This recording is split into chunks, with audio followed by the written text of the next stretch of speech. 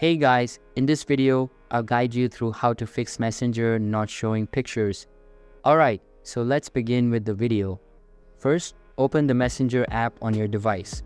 Tap on the three lines or hamburger menu located at the upper left corner of the screen. Then select the settings icon from the options that appear. Scroll down until you find the data saver setting. Make sure it is turned off. If it's turned on, simply tap it to disable it. If turning off data saver doesn't resolve the issue, head to your phone's main settings. Navigate to the apps or app management section and find Messenger in the list of installed apps. Tap on Messenger to access its settings. Within the app settings, ensure that all necessary app permissions are enabled. This might include permissions for storage, camera, microphone, and notifications. Allow all permissions that Messenger requires for proper functioning. Next, go to the storage section within the Messenger app settings.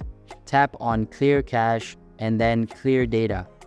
Be aware that clearing data will log you out of Messenger, so you'll need to log back in afterward.